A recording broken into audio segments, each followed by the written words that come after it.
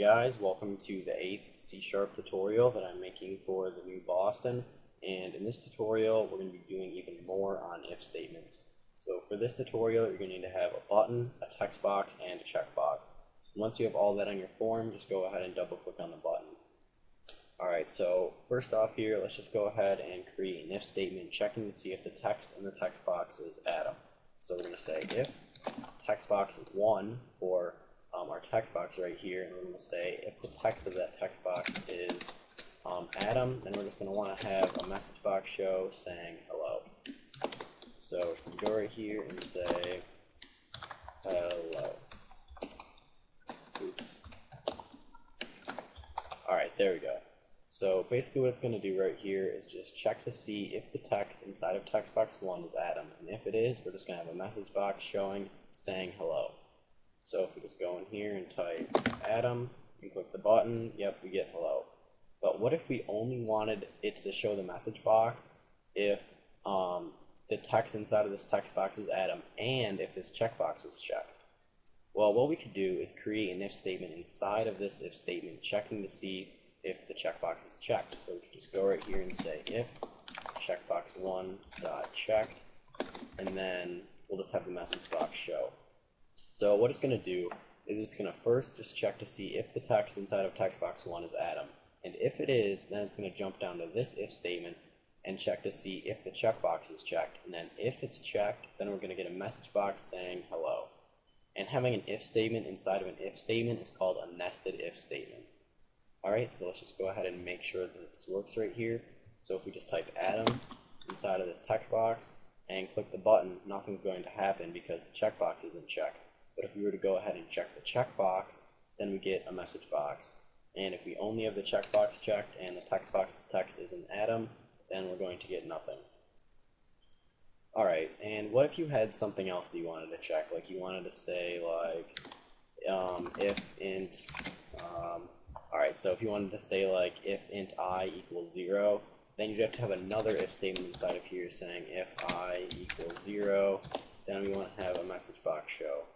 So the only way for a message box to show now is if text box 1's text equals Adam, if the checkbox is checked, and if I equals 0. Well, that's not very practical. A way easier way of doing this is using something called AND. So we can just go ahead and delete all of this, and what we can do right here is just put two AND symbols right after this. So right after this, we can say and checkbox 1 is checked. So now what it's going to do is it's first going to check to see if text box 1's text equals Adam. And if it does, then it's going to check to see if checkbox 1 is checked. And if both of these are true, then we're going to get a message box saying hello. So we're just going to say right here, hello. Okay, so let's just go ahead and make sure that this works. So if we just type Adam in here and we don't have the checkbox checked, we're not going to get a message box. But if we do check the checkbox, and text box 1's text is Adam, then we will get a message box. But if only the checkbox is checked, then we won't. And you can have as many ands after this as you want. So you could say if checkbox 1 is checked and text box 1's text equals Adam, and I equals 0, then that's fine. You can have as many ands as you want. Alright, so we've already looked at AND. Now let's take a look at OR. So to do OR, you're just going to want to do two vertical lines. And to do or create these vertical lines, you're just going to want to hold Shift and go above your Enter key. And then just hit that twice, so just two vertical lines. And then if we wanted to say if text box 1 text equals Adam or checkbox 1's checked, then this message box will show. So basically what's going to happen is it's going to go and check to see if text box 1's text equals Adam. And if it does, then it's going to go down here and show the message box, because only one of these has to be true for it to show this message box. So if text box 1's text doesn't equal Adam, but checkbox 1 is checked, then we're still going to get this message box. So let's just go ahead here and make sure that this works. So if we just type Adam in here and we click the button, we're going to get that message box because only one of these has to be true. So checkbox 1 isn't checked, but text box 1's text is Adam. And if we were to check both of them, or if both of these are true, it'll still do it.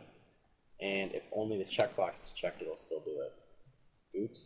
But if we don't have any of them at all, we're not going to get that message box, since neither text box 1's text is Adam nor the checkbox is checked.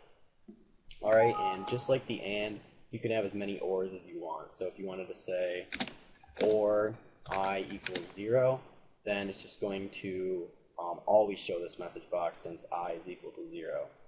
So now if we were to just debug and click this button, we get that message box because, yeah, checkbox 1's text doesn't equal Adam, checkbox 1 isn't checked, but I does equal 0, so we'll get this message box. Alright, so that's pretty much it for this tutorial, so see you guys.